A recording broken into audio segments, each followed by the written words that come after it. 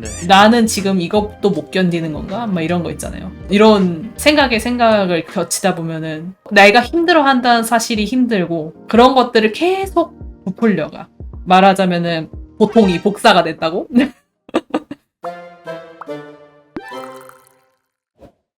발전하는 자신을 만들기 위해 노력했습니다. 그런데 계속 제자리라는 기분이 듭니다. 현재 수준에서 못 벗어날 것 같다는 무서움이 생겼습니다. 적당한 반응을 받는 정도의 그림을 그리는 수준에 머물다 끝나버릴 것 같다는 두려움이 생겼습니다. 처음 이 그림을 시작할 때는 프로를 목표로 시작을 하였는데 시간이 들고 하니까 주변 사람들은 뭔가 자리를 잡아가고 그림으로 무언가 이뤄내고 하는 것 같은데 뭔가 저도 똑같이 목표를 하고 있는데 팬아트만 그리는 나날이 계속되니까 내가 할 수 있을까? 라는 생각이 들었어요. 그러면은 본인이 얘기하는 비교 대상인 사람들은 누구죠? 친구? 뭐 그림을 그리는 친구들은 아닌데 뭔가 시도하고 뭔가 성공해서 조금씩 나아가는데 저는 맨날 그림 그리는데도 이뤄내는 게 없는 것 같아서 내가 진짜 할 수 있는 것인가? 라는 생각이 들었어요. 이 내용은 좀 사회초년생으로서의 불안에 가까운 것 같아요. 그쵸? 이제 앞으로 내가 나한테 맞는 직업을 가져낼 수 있을까? 이런 거에 대한 불안에 가까운 거죠. 그러면은 여기서 조금 개인적인 걸 좀 물어볼 수밖에 없는데 혹시 나이 얘기해 줄 수 있어요? 딱 중반입니다. 그러면은 지금 친구들은 어떻게 됐길래요? 예를 들면 기업의 면접을 보고 하거나 기업이 아니라도 자신의 일을 찾아서 벌이를 하고 자리를 잡아가는 모습을 보고 있어서 모든 사람이 근데 다 취직한 건 아니잖아요. 요즘 세상에. 아직도 그 친구들은 헤매고 있을 텐데.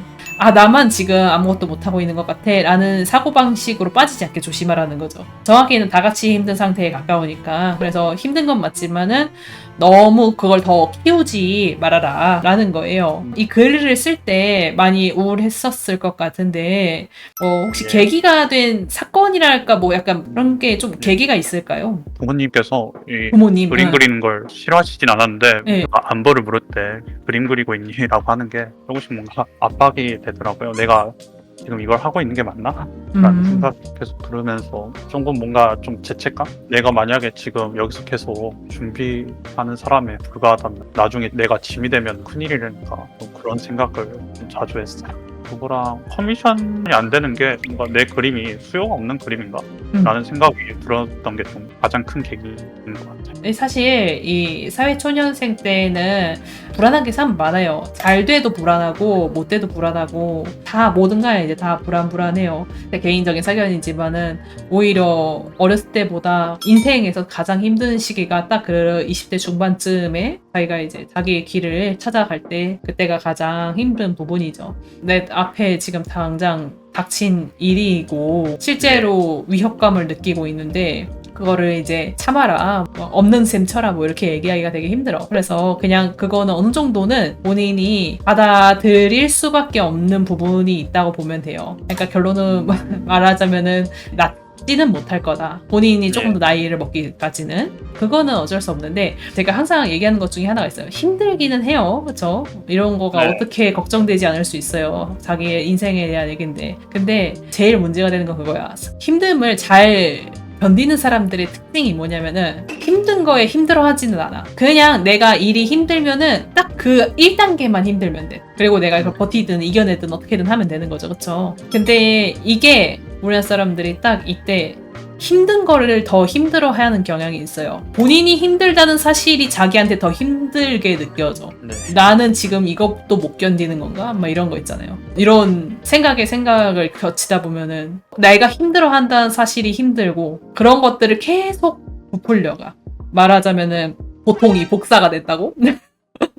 너 그림 그리니? 하고 이제 물어보면은 막 신경 쓰인다고 했잖아요. 근데 이제 아직 직접적으로 뭐라고 하신 적은 없죠. 맞아요. 사실 피해의식? 그냥 저만 느끼는 그런 느낌이죠. 뭐 그런 거 느낄 수 있다는 거 저도 이해는 해. 근데 약간 이렇게 생각했으면 좋겠어요. 그렇게 해서 아무도 행복하지 않아. 의외로 어머니는 진짜로 생각 없이 얘기한 걸 수도 있잖아. 만약에 부모님이 진짜로 그렇게 생각한다고 하면은 그래도 어쨌든 간에 지금은 그거를 버텨야지 본인이 앞으로는 살 거 아니야. 조금 내가 하고 싶은 말은 좀 이기적으로 되는 게 오히려 양쪽이 더 편한 길이라고 얘기를 하는 거예요. 지금 자기가 부모님한테 뭐 죄송하다라든지 뭐 이런 얘기를 했잖아요. 그 죄송한 마음을 바라지 않아 부모님들은. 근데 부모님들이 원하시는 거는 이제 궁극적으로는 자기 아들 잘 되기는 바라는 마음이잖아요. 물론 그렇게 행동하시지는 않지. 왜냐면은 우리나라 부모님들이 그런 이 멘탈 케어 해주는 방법을 배운 적이 없어서 그래요. 조금 어려운 말이지만은 부모님 분들도 보통은 마음적으로 어려서 그래. 본인이 부모님 신경 못 써주는 것처럼 부모님도 본인을 신경 쓰지 못하는 거지. 그러니까 약간 츤데레 같은 거라고 생각해야 되죠. 뭐 우리는 어른이니까 당연히 그 정도 해야 되지 않냐라고 생각하는데, 물론 이제 그렇게 할 수 있으면 참 이성적이고 좋겠지만은 현실적으로는 우리나라에서 그렇게 남의 디테일을 봐줄 수 있을 정도로 성숙한 사람이 5% 정도밖에 안 될 거야. 그래서 그 궁극적으로 부모님들은 일단은 아들이 잘 되길 바라는 게 첫 번째야. 근데 잘 되길 바라는 마음이 본인도 크니까 어떻게 돼? 근데 답답하기는 하지. 어떻게 안 답답할 수 있어요? 물론 근데 맞아요. 본인이 답답한 게 더 크긴 해. 근데 이게 사람이 답답하면은요, 성격마다 조금씩 반응이 조금 다른데, 그 중에서 제일 대표적인 게 뭐냐면은 신경질이 나는 거지. 본인도 자기한테 신경질 날 때 있잖아요.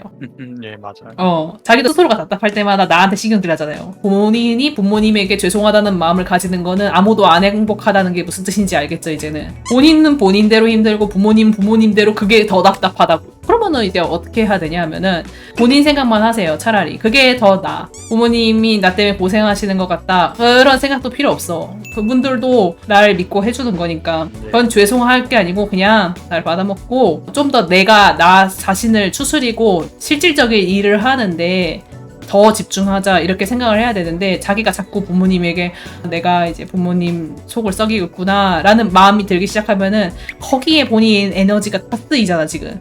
그래서 그냥 악독하게 지원해주기로, 어차피 마음 먹었으니까 그럼 나는 더 뜯어먹자, 그리고 그냥 나는 내 일에 집중하자. 근데 놀랍게도 그런 식으로 마음을 먹어야지 부모님들이 좀 더 감동을 받아요. 아, 얘가 진짜 할 생각이 있구나 라고. 그러니까 미안한 마음은 필요 없어. 주변 친구들이 뭐 잘 나간다, 뭐 이거는 솔직히 가슴에 손을 얹고 생각해봐요. 약간 MSD 좀 쳤잖아, 안 그래? 그 친구들도 그 친구들 나름대로 힘든 게 많을 텐데. 분명 있을 거예요.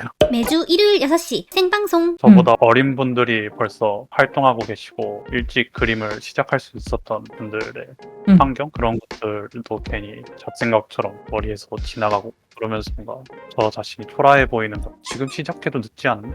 하면 늦었나? 라는 좀 나쁜 생각? 하다 보면 그런 생각도 막 들죠. 근데 사실 그렇게까지 뒤처지진 않았어요. 일단 그거는 확실하게 하고 가자고요. 제가 가르치는 입장에서 얘기하자면은 본인은 오히려 조금 빠른 편에 속합니다. 빨리 인정받고 싶은 마음에 뭔가 조급함이. 그러니까 조급한 마음 때문에 나보다 잘난 사람이 있는데 이렇게 생각하는 건데, 이거를 하나씩 따져보면은 나랑 그렇게까지 격차가 큰 건 아니네 라는 이런 객관적 사실에 조금 도달할 수 있다는 거죠. 계속 지금 강조하는 게 뭐예요? 불안, 뭐 공포, 뭐 이제 초조함, 뭐 이런 거 있죠. 네. 이거는 일단은 있을 수밖에 없는 거야. 어느 정도는 본인이 받아들이면 돼요. 근데 이거를 보통 펌핑하는 경우가 많다는 거죠. 불안해하고 공포해하고 초조하다는 사실에 초조해야 하는 거. 이제 그런 것들을 이제 만드는 자기의 버릇이 있는 경우가 많단 말이에요. 내적으로 그거를 계속 자기가 키워 나가는 거야. 일부러 키우는 거야. 사람은 내심 불안해질수록 흑백놀이처럼 한쪽으로 쏠리게 돼. 나 이런 식으로 살면은 나 이제 인간 쓰레기 되겠네. 그런 생각이 제일 많아. 그러니까 그런 극단적인 그런 것들이 이제 생긴단 말이에요. 가슴에 손을 얹고 생각해봐요. 진짜 그렇게 살 것 같아요? 스스로? 아니요, 그렇게 될 때까지 자신을 방치하지 않을 거. 그쵸. 만약에 본인이 그림을 포기할 수는 있을 수도 있어. 근데 그래도 적어도 돈을 벌러 가든지 했겠지, 그 전에.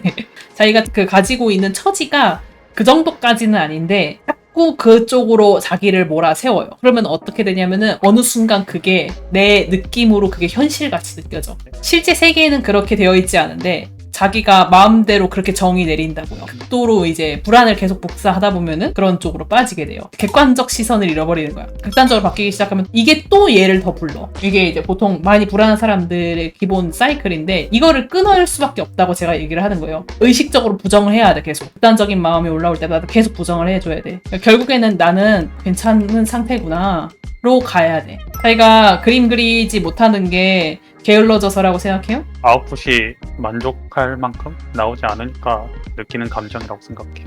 그거는 본인이 견뎌야 되는 감정이 맞긴 해요. 근데 이제 아웃풋이 마음에 안 들게 나왔어요. 예를 들면 실망스러워 조금. 그럼 거기까지예요. 거기까지가 본인이 감당할 내용인데, 근데 한번 생각해봐요. 그 다음이 있을 텐데, 자기가 맨날 하던 요거밖에 못 그리면서 뭘 하려고 했지라든지 이런 생각 하지 않아요? 네, 그것도 좀 포함이긴 해요.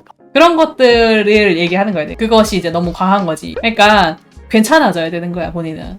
괜찮은 상태가 되어야지 조금 더 객관적인 시선이 트입니다. 그래서 아무튼 나를 너무 구렁텅이로 이렇게 몰아넣지 말라고요. 매주 일요일 6시 생방송. 채팅창에서 이것도 프로의 소양이라고 하시는데 맞아, 이거 프로의 소양이라기보다는 어른으로서의 소양이랄까? 왜냐면 앞으로 나중에 본인이 뭐 취직을 해도 힘든 일은 네. 생길 거 아니야. 네, 맞아요. 항상 힘든 일은 생기거든요. 근데 이게 단련되지 않은 사람들은 힘든 일이 생길 때마다 더 힘들게 만드는 경향이 있어요. 왜냐면 그게 버릇이 인생 동안 버릇이 돼 있어서 그래. 근데 이번 기회에 어떻게 보면은 본인이 그걸 모르는 상태로 취직을 했으면 더 고통스럽지 않았겠어요? 근데 어떻게 보면 지금 그 기회를 얻은 거라고 보시면 될 것 같아요. 다행이네요. 그렇게 생각하면서 한번 너무 과하게 생각이 될 땐 꼭 스탑하는 것부터 일단 이거부터 해야 돼요. 오?